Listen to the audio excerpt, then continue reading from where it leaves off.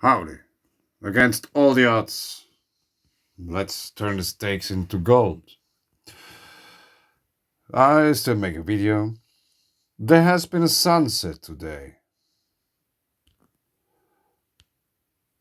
and it was pretty impressive.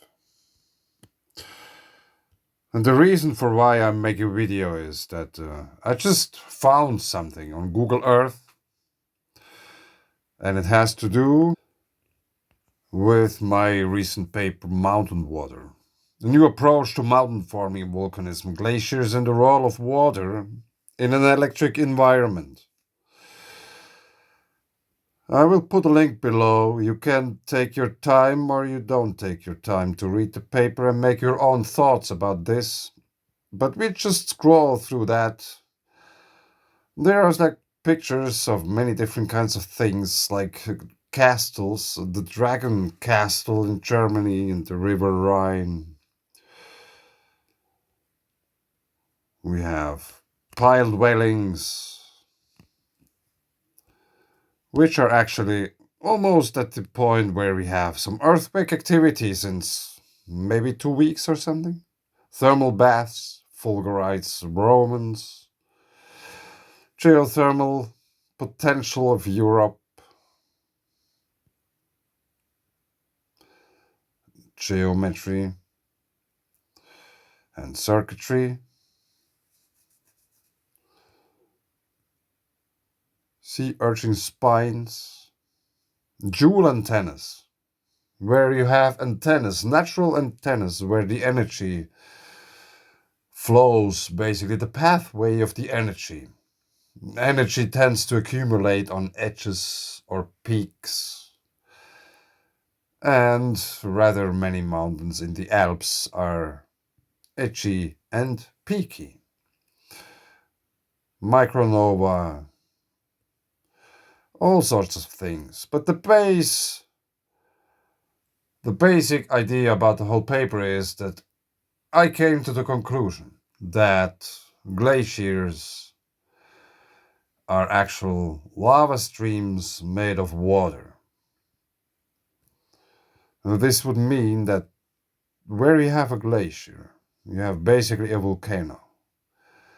But volcanism is one very interesting theme.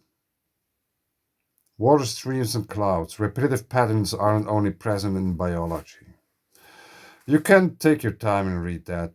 But for example, here, it's really bad quality, but you see a mountain peak here, and you see the clouds rising up from this mountain peak.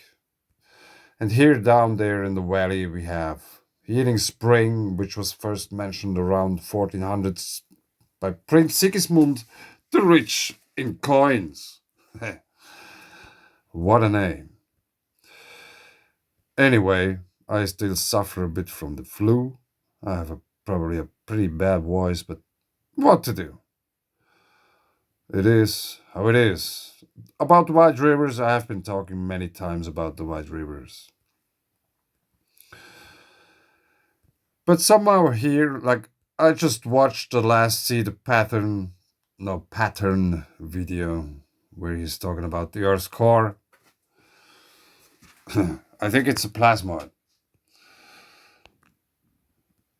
But anyway, we are talking about floods in the paper. Here are some pictures from the floods back in the days. I have been there at this location maybe 2 months after the floods, and it was still a pretty big mess.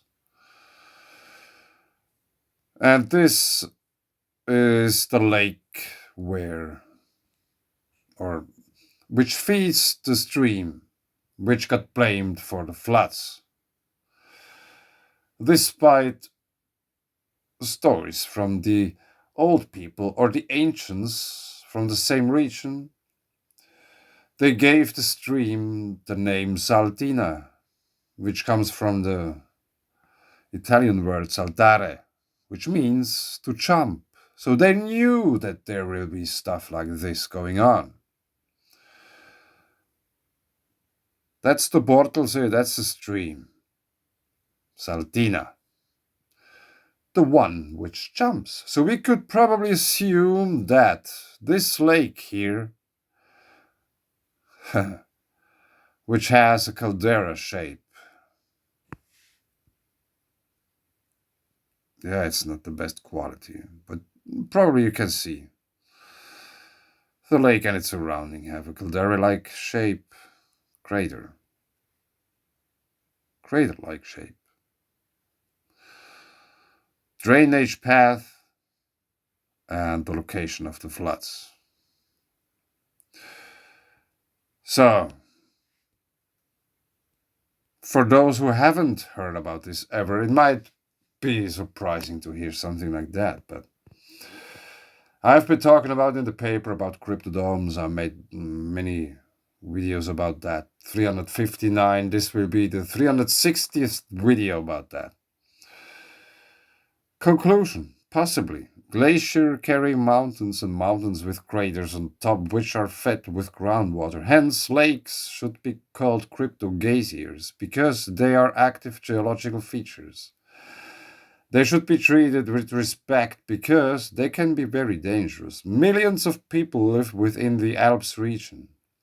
Many probably totally unaware of the danger potential of their environment. While glaciers are considered as contemporary lava streams made of water, which means it is part of a volcano which do erupt with water, each according to its own frequency. This explains glaciers in a totally different context from the commonly accepted science. By the way, Grímsvötn volcano in Iceland is one of Europe's biggest volcanoes, and it is buried under Europe's biggest glacier. This is maybe not so much of a coincidence after all. So, we have to assume that it won't be just water. There might be other stuff coming out of that mountain too. And now we are at the point where I wanted to show you what I just found. So let's start off far away. We are in the Swiss Alps, or maybe Chamonix, France. It's already France. So now let's just zoom in. I have been on this volcano earthquake application just before and ended up here. But since you cannot click on anything on that application, I went to Google Earth in order to see this part of the glacier. There is this line and the shadow. So there is this point of view, Aussichtspunkt, Punkt. Yeah, that's written wrongly, but funny. Puntl. Yeah, now we are going.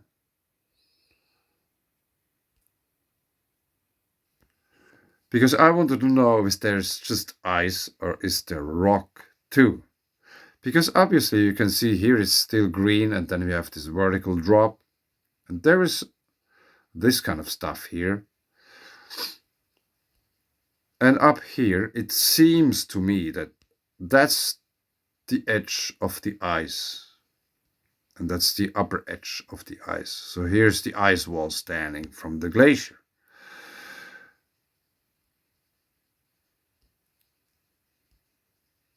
This would mean that the lower part here would be rock. This would be all rock. Because here's the ice.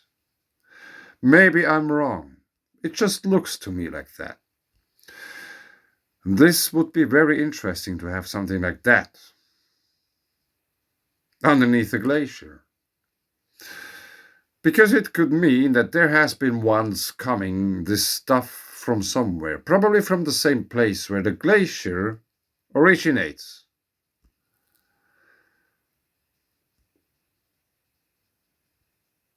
There's also sand and stuff, and you can see it somehow. It has been once soft, this material. It looks to me like that. I'm just telling you what I see, I think I see. You can make your own thoughts. I really hope you do.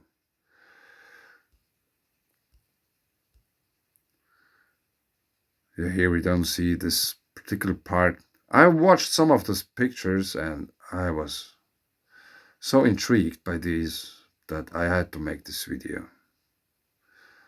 despite my shitty voice.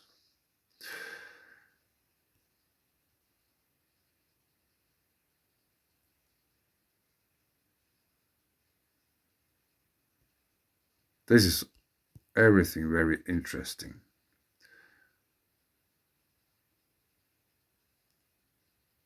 We have this kind of vertical layering, which reminds me of the rocks in our yard. There is this hole.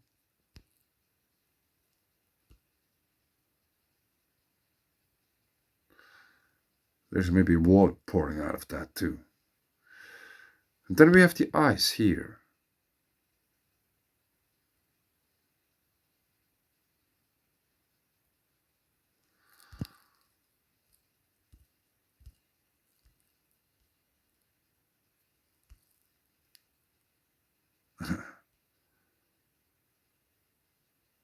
So if the ice is carving out all the stuff, as is told, how can there be ice and this rock side by side?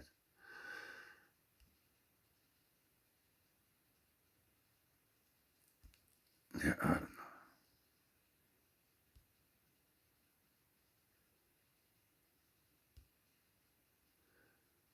And there has been one, I have been talking about energy accumulates on peaks and edges.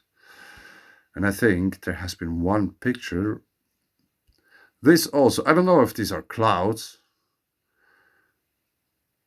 Are these lenticular clouds or does it just look like that? I don't know, but that's not the one I have been talking about.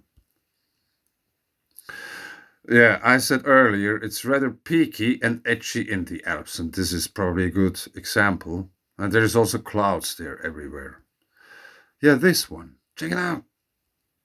There's a mountain peak, and then we have the cloud which is rising up. This is not a coincidence. There is some energy exchange going on between the ground and the heavens.